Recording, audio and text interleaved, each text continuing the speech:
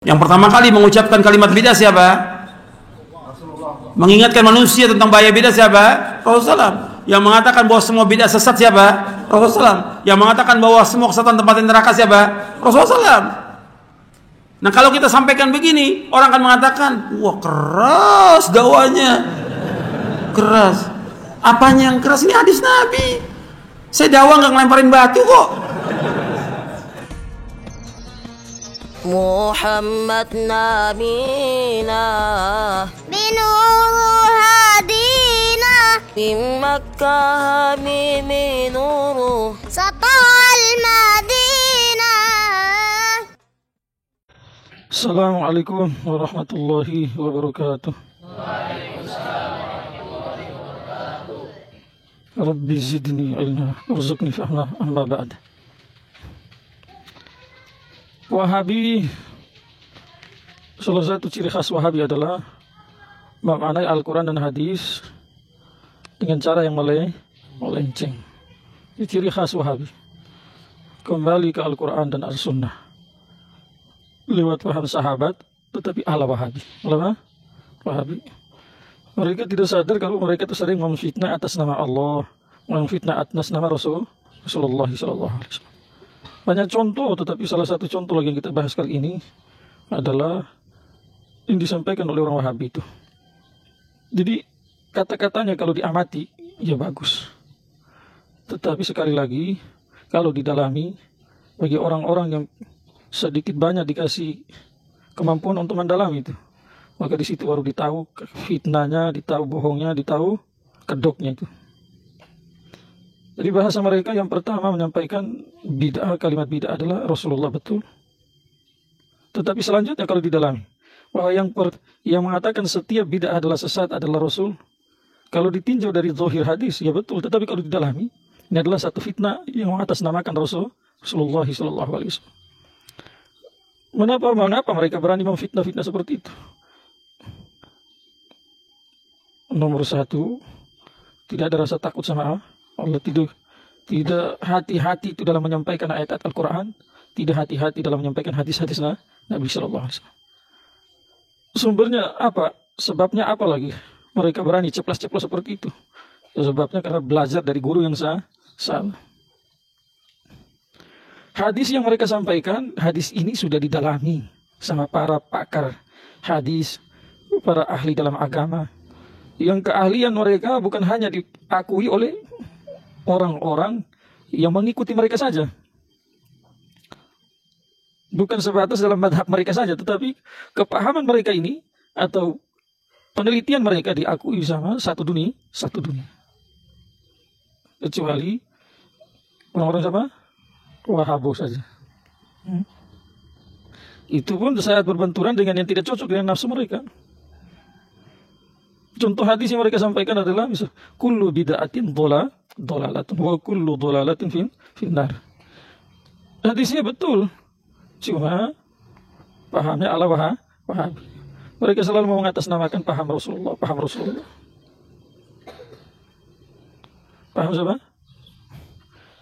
Kayak mereka ini langsung duduk di dalam majelis Rasulullah gitu.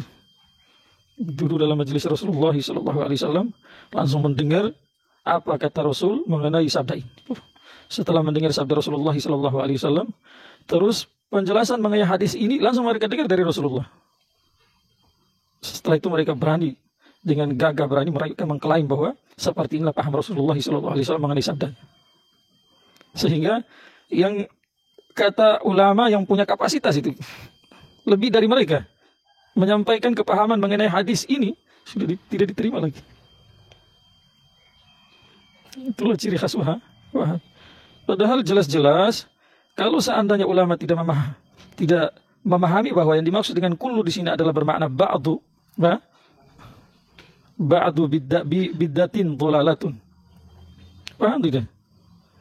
Tidak bermakna sebagian bid'ah itu adalah sesat, ada sebagian bid'ah adalah sayyi'ah. Sudah jelas tidak ada pembagian dalam madhab Hanafi, tidak ada pembagian dalam madhab Syafi'i dan yang lain mengenai bid'ah itu terbagi menjadi dua. Dan selalu mereka dalam memvonis bahwa bid'ah itu adalah setiap bid'ah sesat hanya yang di bawah ini hadis ini terus. tidak melihat lagi hadis-hadis yang lain.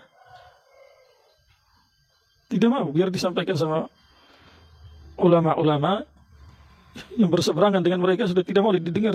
Bahkan mereka mencoba mengartikan kata-kata Imam Syafi'i yang berkaitan dengan bid'ah. Bid'ah terbagi menjadi dua, itu hasanah dan sayyi'ah. Itu hasanah dan sayyi'ah yang jadi kata Imam Syafi'i yang dimaksud dengan bid'ah hasanah menurut mereka ya mungkin begini.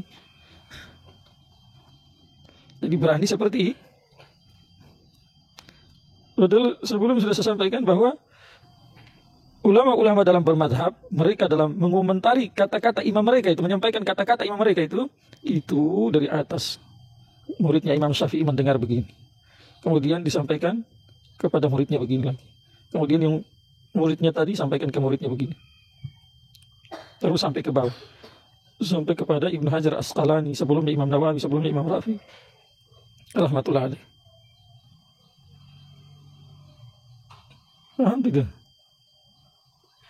Jadi mereka berani, padahal mereka sendiri tidak pernah jumpa dengan Imam Syafi'i. Penjelasan mengenai kata-kata Imam Syafi'i yang disampaikan oleh murid-muridnya itu sampai turun temurun yang dibukukan, tidak mau dibukukan dalam kitab-kitab itu, tidak mau diterima. Itu ciri khas apa? Wahabu itu.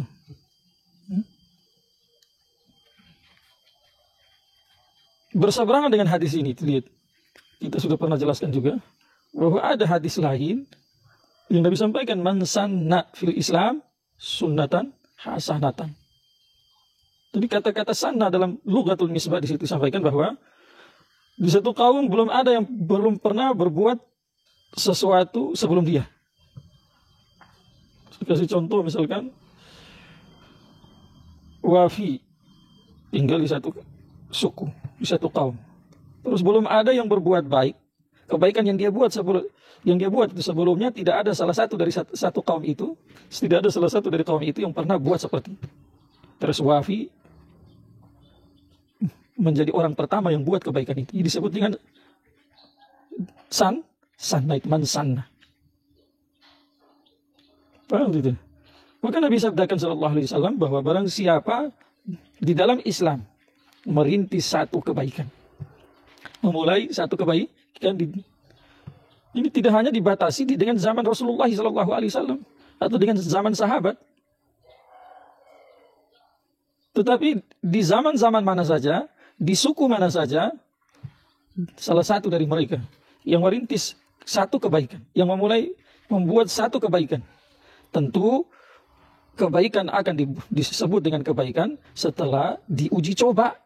Nanti kaitan dengan ini kita akan jelaskan hadis berikut. Uji cobanya apa? Yang dibuat oleh Wafi tadi berseberangan dengan Al-Quran atau tidak?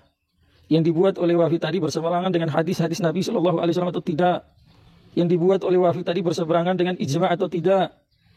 Yang dibuat oleh Wafi tadi berseberangan dengan qiyas atau tidak? Setelah diuji coba, dalil larangan secara khusus tidak ada. Walaupun dalil khusus mengenai kebaikan itu tidak ada, tetapi dalil umum mendukung. Yang dalil khusus tidak melarang. Maka bukanlah satu keburukan, tetapi itu satu kebaikan. Ini bahasa ini tidak bisa dicerna sama orang Wahabi. Sulit selagi mereka masih tinggal dalam lingkaran Wahabi, tidak bisa dicerna. Kenapa? Mereka selalu beranggapan bahwa yang dimaksud dengan bid'ah adalah amalan yang tidak dibuat oleh Nabi dulu, kemudian merembet lagi ke sahabat. Jadi amalan yang tidak dibuat oleh Nabi dan para sahabat, walaupun Nabi tidak melarang. Dan ada dalil umum yang memperbolehkan, dan dalil itu amalan dibuat, dan tidak ada dalil khusus atau larangan khusus dari Allah dan Rasulnya untuk buat itu amalan di waktu itu, di tempat itu. Kata orang Wahabi itu sesat. Itu bid'ah.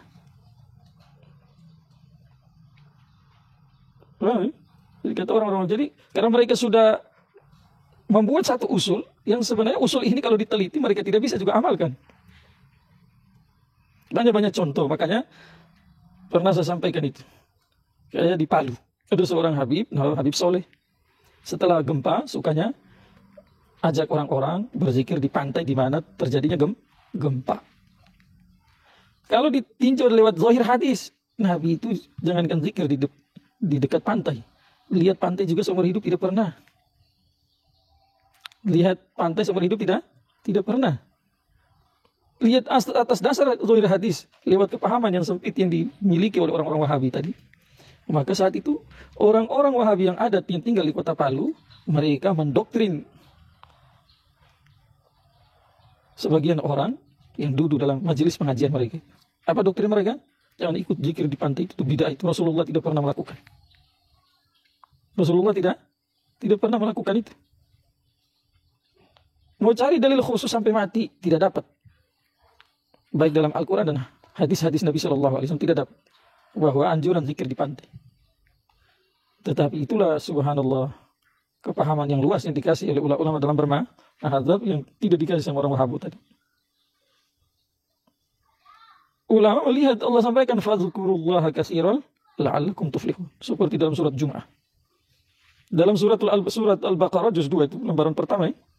Apa kata Allah? Fadhkuruni azkurkum washkuruli wala takfurun. Ingatlah aku, niscaya aku ingat kamu.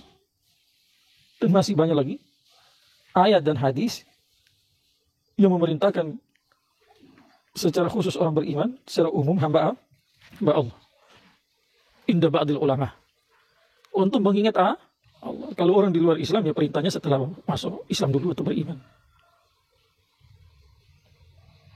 Tidak ada perintah khusus, tapi lewat perintah umum tadi. Dan tidak ada larangan, tidak boleh zikir di pantai. Boleh kamu ingat Allah, tapi di pantai tidak boleh. Ya Pak? Paham tidak?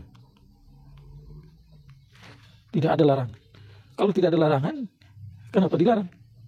Dibilang bid'ah. Taruhlah kita, ini kata orang Wahabi toh, kata mereka zikir di pantai bi. Sekarang kita tanya mereka, pernahkah Rasulullah SAW naik sepeda? Pernahkah Rasulullah SAW naik motor? Pernahkah Rasulullah SAW naik mobil? Pernahkah Rasulullah SAW naik pesawat, helikopter? Tidak pernah. Pernah.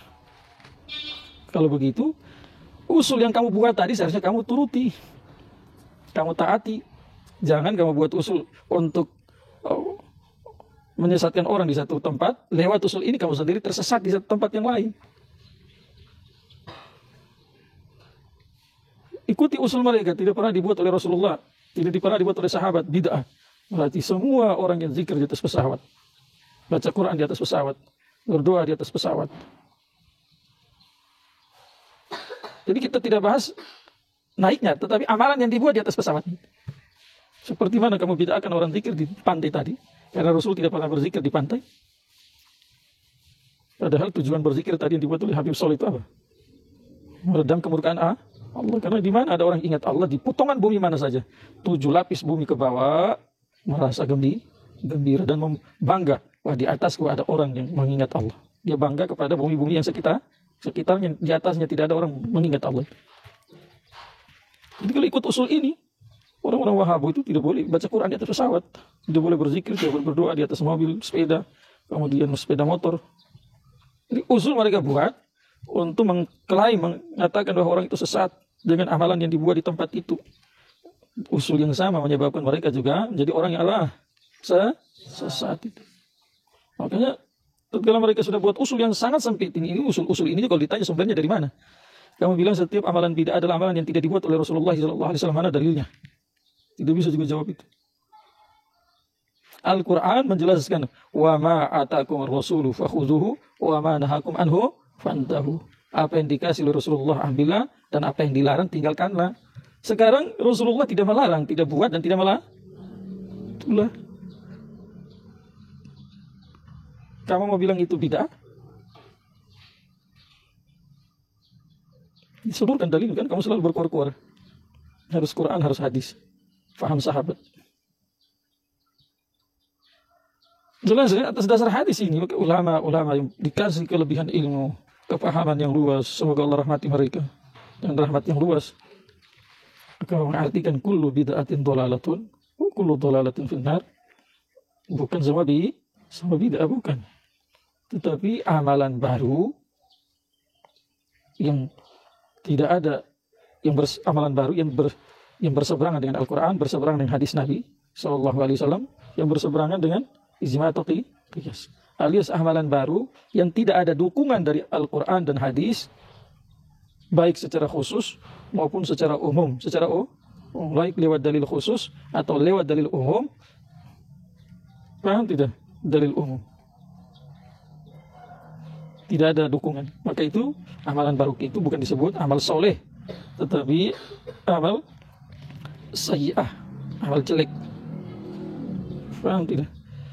Jadi seperti itu. Allahumma sholli ala sayyidina Muhammad.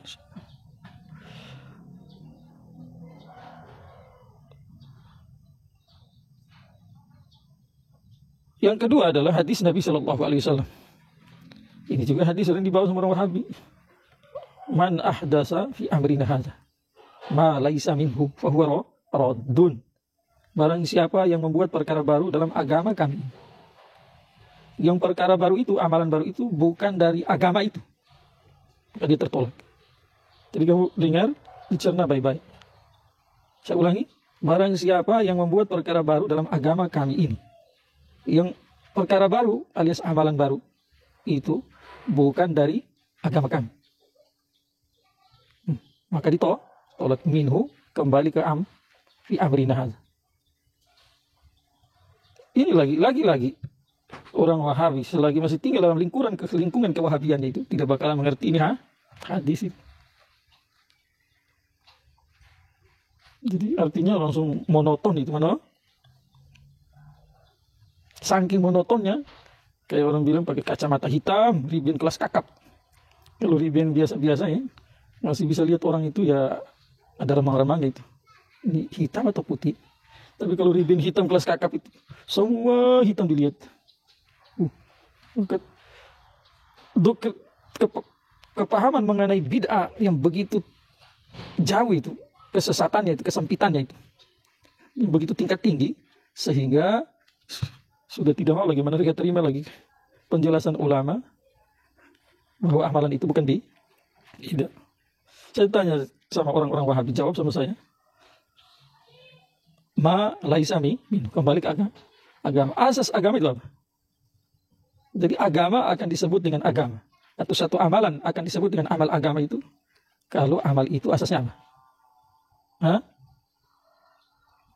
Nanti kamu tanya orang-orang Wahabi. Sebelum mereka jawab, saya jawab sendiri. Paham tidak? Jadi, satu amalan disebut dengan amal agama kalau asasnya Al-Qur'an, yang pertama. Yang kedua, hadis-hadis Nabi Sallallahu Alaihi Wasallam. Yang ketiga, ijma dan qiyas. Berarti hadis ini diartikan bagaimana? Man ahdasa fi amrina hadza ma laisa minhu, ma laisa minal Qur'an, ma laisa minal hadis, ma laisa minal ijma, ma laisa minal qiyas, fahuwa raddun. Mafhum mukhalifnya adalah man ahdasa fi amrina hadza ma huwa minhu, ma huwa minal Qur'an, ma huwa minal hadis, ma huwa minal ijma, ma huwa minal qiyas, fahuwa maqbulun. Fahuwa bukan tertolak tapi diterima. Siapa yang buat perkara baru, amalan baru dalam agama kami ini, yang amalan baru itu bagian dari Al-Quran, tidak berseberangan dengan Al-Quran, baik bagian dari Al-Quran itu lewat perintah khusus, dalil khusus, atau dalil umum yang dalil khusus tidak melarang, atau ma huwa minal hadis, atau dia bagian dari hadis, sama dengan penjelasan sebelumnya tadi mengenai Al-Quran. Ma huwa minal ijma, ma huwa minal qiyas, fa huwa maqbulun. Dan ini yang dipahami sahabat. Mereka hanya bilang balik Al-Quran lewat paham Al-Quran, hadis lewat paham sahabat, tapi tidak mengerti apa paham sahabat mengenai Al-Quran dan hadis. Makanya sebelumnya kita sampaikan juga mengenai ayat-ayat Al-Quran bukan satu yang mereka artikan lewat paham mereka, bukan paham sahabat, sehingga berseberangan dengan kepahaman ulama-ulama yang hidup sezaman dengan sahabat radhiyallahu. Saya kasih contoh. Perintah solat, perintah apa? Memperbanyak solat sunnah itu bersumber dari Rasulullah SAW. Berarti ini dalil umum. Ada perintah khusus seperti qabliyah zuhur, qabliyah ba'diyah zuhur, qabliyah asar tidak muakkad, kemudian ba'diyah maghrib, kemudian qabliyah maghrib Nabi tidak pernah buat, tetapi Nabi mengatakan faman sya'a falyusalli. Siapa yang pingin dia solat, siapa yang tidak pingin dia usah solat. Berarti itu ada kebolehan alias tidak muakkad. Kemudian ba'diyah isya. Ba'diyah apa? Ada isya. kemudian qabliyah subuh, kemudian ada tahajud, duha. Jelas ya? Ini sholat-sholat sunnah yang Nabi sunnah yang perintahkan secara khusus. Ada juga ya anjuran sholat taubat, sholat syukur, sholat ada. Ini beberapa contoh. Sekarang Nabi dalam sabdanya itu yang tidak secara khusus bahwa perbanyak sholat-sholat sunnah di waktu ini dan tempat ini. Maka lewat dalil umum itu, kalau seandainya setelah seseorang mengerjakan ba'diyah zuhur, menurut Syafi'iyah ba'diyah zuhur muakkad 2 rakaat, mau tambah 2 rakaat boleh. Kalau indal Hanafiyah ba'diyah zuhur itu 4 rakaat. Sekarang berdasarkan usul yang dibuat oleh ulama-ulama kita lewat Al-Quran dan hadis dari rahmatullah alaihi. Maka kalau ada orang setelah ba'diyah zuhur, ba'diyah apa? Zuhur, sholat sunnah itu. Sholat sunnah mutlak. Allahu Akbar. 2 rakaat, salam lagi. Terus sholat lagi. Setelah ba'diyah zuhur, tidak ada perintah khusus untuk mengerjakan sholat sunnah setelah itu. Tapi kalau ada dari kalangan Syafi'iyah yang memperbanyak sholat sunnah di saat itu. Kalau orang Wahabi, bid'ah. Apa? Sesaat, kenapa Nabi tidak buat? Sabar dulu, tahan dulu, jangan dulu marah-marah. Jangan. Orang sumbu pendek itu, orang pemahaman sempit itu tidak sabar. Lihat apa-apa karena pemahaman picik dan sempit langsung tung. Tidak rem dulu, meneliti, baru luncurkan ini. Luncurkan pendapat ke fatwa ke apa segala macam. Langsung mereka mengatakan ya berarti orang sholat sunnah setelah ba'diyah zuhur tadi ahli neraka. Tadi karena man ahdasa fi amrina hadza ma laysa minhu dipahami dengan apa? Dengan sempit. Kullu bid'atin dhalalatun kullu dhalalatin finnar dipahami dengan apa? Sempit. Satu orang sholat sunnah, yes, kita tidak bilang bid'ah dulu. Kita lihat ada dalil khususnya, ada tidak. Lihat tidak ada. Sabar dulu, jangan divonis. Dalil khusus maksudnya Nabi pernah buat seperti itu, atau Nabi memerintahkan atau tidak? Tidak ada. Maka lihat dalil umum dari Al-Quran dan hadis. Setelah diteliti, ya ada dalil umumnya. Nabi menyuruh untuk memperbanyak sholat sunnah. Setelah lihat dalil umumnya ada, maka dicek lagi dulu ada atau tidak larangan di waktu ini, di tempat ini untuk mengerjakan sholat sunnah. Setelah diteliti, ya tidak ada juga. Dari mana bisa dibilang bid'ah itu? Dari mana bisa dibilang bid'ah? Ya, tidak boleh. Kenapa? Dalil umum ada lewat hadis Nabi SAW dan tidak ada larangan khusus dari Al-Quran atau hadis Nabi SAW. Berarti dia bagian dari amalan sunnah yang dalam istilah para fuqaha itu disebut bid'ah hasanah. Ini juga ditinjau dari segi bahasa, bukan ditinjau dari segi syar'i. Kalau syar'i bukan bid'ah karena ada dasarnya itu dan dia bagian dari sunnah. Kalau ditinjau dari segi bahasa, karena setiap yang baru itu yang sebelumnya tidak dibuat, dari segi bahasa itu disebut perkara baru. Maka tinjau dari segi bahasa disebut bid'ah apa? Hasanah. Tinjau dari segi syar'i bukan bid'ah, tetapi itu bagian dari apa? Sunnah. Titik. Bahasa dipanjangi, disingkat. Contoh, kita bawa misalkan maulid lagi, kita sudah pernah bahas. Secara syakal bentuk cara perayaan itu yang dibuat oleh orang-orang zaman sekarang dari kaum muslimin, ya tidak dibuat oleh Nabi Shallallahu Alaihi Wasallam. Tetapi untuk mensyukuri ke hari kelahiran Nabi pernah puasa bukan pernah saja, rutin puasa hari Senin. Ditanya kenapa puasa hari Senin, mensyukuri bahwa hari Senin itu adalah, saya syukur bahwa hari itu adalah hari kelahiran. Maafkan hadis Nabi Shallallahu Alaihi Wasallam seperti itu. Kemudian Nabi Shallallahu Alaihi Wasallam secara khusus tidak melakukan perayaan Maulid seperti yang dibuat oleh orang-orang zaman sekarang. Tetapi larangan juga tidak ada. Yang berikutnya sudah saya sampaikan dulu bahwa saat Rasulullah Shallallahu Alaihi Wasallam lahir, orang yang pertama kasih yang gembira itu dari kalangan paman-paman Nabi Shallallahu Alaihi Wasallam siapa? Abu Lahab. Saking gembiranya budak yang kasih merdeka itu yang kasih kabar, dikasih merdeka. Hanya gembira saja, pada dia orang kafir tulen. Pembangkang orang pertama dari yang menentang dakwatnya Nabi Muhammad SAW. Tetapi sebab gembira dengan lahirnya kelahiran Nabi Muhammad SAW, maka setiap hari Senin azabnya diringan atau azabnya dicabut. Padahal hanya gembira, dia orang kafir itu penentang tulen. Maka bagaimana dengan orang yang gembira dengan kelahiran Nabi SAW yang asasnya adalah mahabbah, asasnya adalah keimanan. Jangan ditanya. Kalau orang mengatakan begini, Maulid itu kan, kenapa kamu merayakan kelahiran Nabi setiap tahun? Seharusnya kamu itu mensyukuri dengan lahirnya Nabi setiap detik, setiap langkah kamu berjuang untuk mengikuti apa yang dibuat oleh Nabi Muhammad SAW. Jadi sebagai rasa gembira, rasa syukur terhadap lahirnya Nabi Muhammad SAW. Jangan cuma satu tahun satu kali. Jawaban, alhamdulillah, tidak sedikit dari orang-orang aswaja yang belajar untuk setiap detik, setiap langkah untuk ikuti Nabi Muhammad SAW. Kalau masih belum ada, maka harapan lewat 1 tahun perayaan Maulid yang di dalamnya ada ceramah, kemudian ada menceritakan mengenai siapa sih sosok Muhammad SAW, kemudian kedatangannya beliau itu adalah sebab datangnya rahmat, kemudian dijelaskan mengenai ajaran-ajarannya, walaupun itu tidak cukup hanya 1 jam 2 jam, tetapi ada harapan lewat itu, pertemuan 1 tahun itu, harapan orang-orang bisa berubah itu, sehingga mau jadi orang-orang yang mensyukuri lahirnya Nabi Muhammad SAW bukan 1 tahun 1 kali, tetapi menjadi pensyukur atas lahirnya Nabi Muhammad SAW adalah setiap detik dan setiap langkah sampai nafas yang terakhir. Makanya lihat sekelas Ibnu Hajar Asqalani rahmatullahi alaih yang dijuluki Hafizud Dunya itu, ulama zuhirnya itu di zamannya adalah salah satu ulama yang tingkatan keilmuan di atas rata-rata itu. Yang berseberangan dengan beliau saat itu adalah Allamah Aini dari kalangan Hanafiyah. Itu saya mengakui.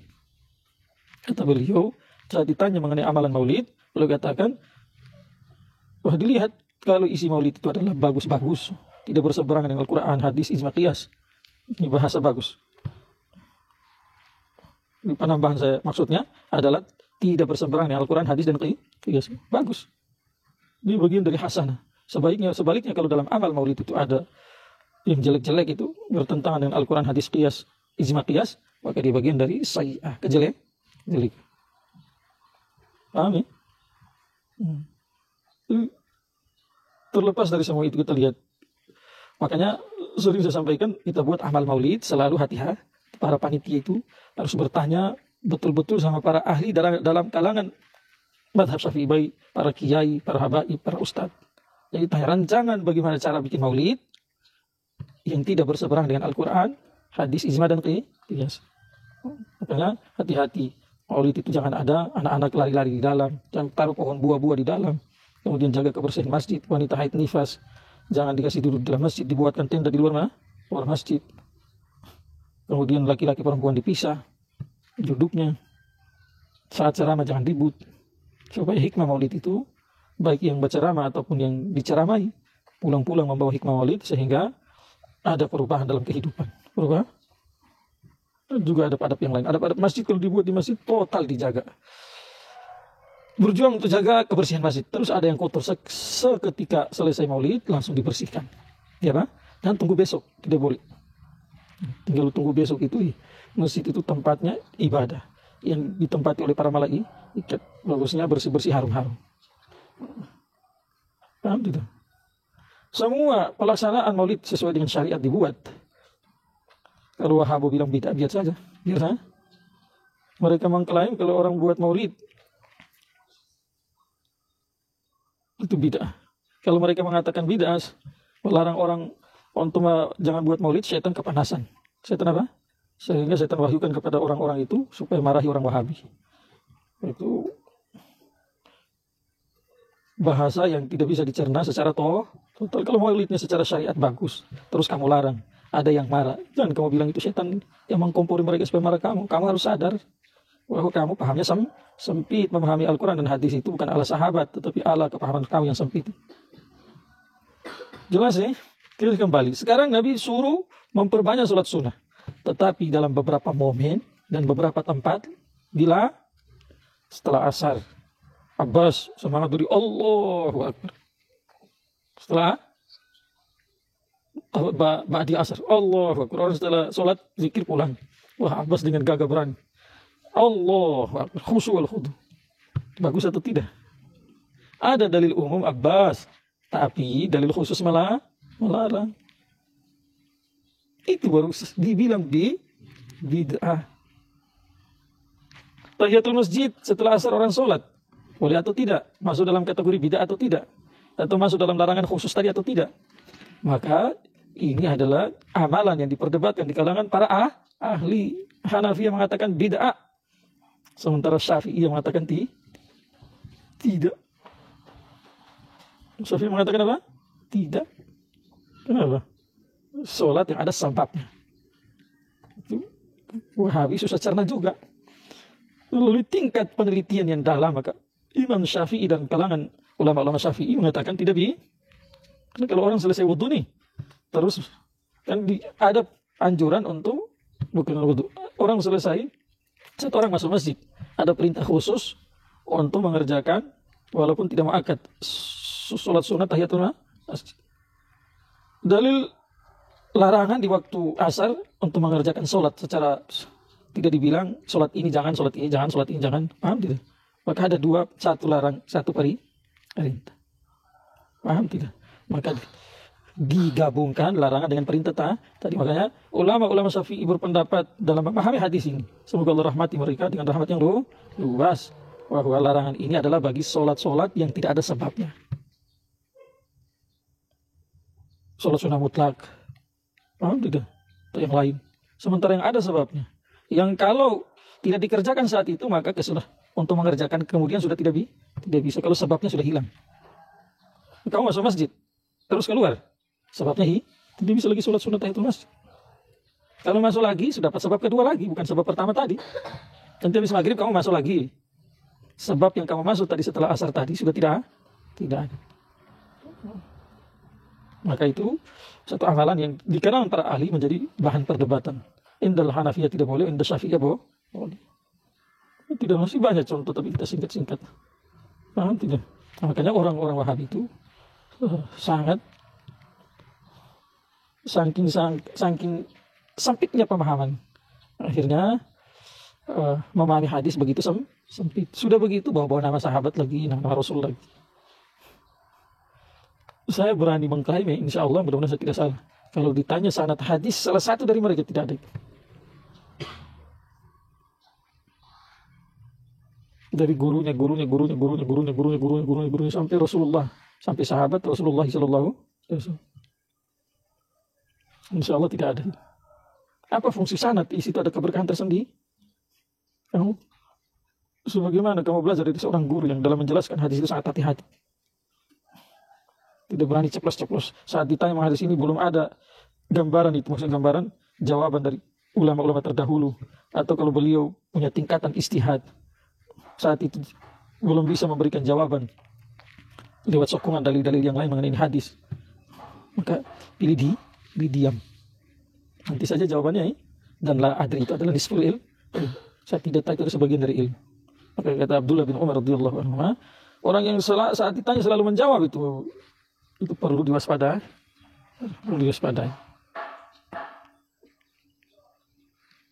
Jelas ya? Jadi klaim orang Wahabi bahwa yang pertama mengatakan bid'ah adalah Rasul, kemudian Rasul mengatakan bahwa setiap bid'ah sesat di neraka. Ini adalah fitnah. Bukan hanya fitnah sama Rasulullah, nanti sekalangan sahabat, tabi'in dan tabi'in dan 4 imam itu juga masuk dalam fitnah mereka. Karena tidak takut dalam berbicara. Maka Wahabi hentikan jadi orang bodoh dan membodohi umat. Jujurlah, jangan lagi banyak-banyak berkuar-kuar. Tidak jelas apa kau bilang. Yang mereka sendiri terjebak dalam usul mereka itu. Masih banyak kalau kita mau kejar mereka itu, tidak bisa, insya Allah dengan rahmat pertolongan Allah. Jadi setiap ucapan mereka itu jadi senjata makan Tuhan. Senjata makan Tuhan. Satu sisi kita doakan supaya mereka kembali, karena yang mereka yang mereka bodohi adalah orang-orang yang bodoh saja itu. Orang kasihan yang selama ini tidak mendapatkan pencerahan dari ulamanya, buat amal tidak dekat dengan ulama, atau dekat dengan ulama tidak mahabbah dan percaya. Akhirnya datang Wahabi bawa Al-Quran hadis, bukan paham sahabat dan paham Rasulullah, paham mereka. Tidak sedikit dari ahli sunnah wal jamaah yang termakan paham sesat mereka. Semoga mereka bisa dikembalikan oleh Allah ke jalan yang lurus. Dan kita tetap istiqomah dalam jalan lurus sampai datangnya kematian. Amin ya rabbal alamin. Subhanallah wa bihamdihi, subhanallah wa bihamdihi.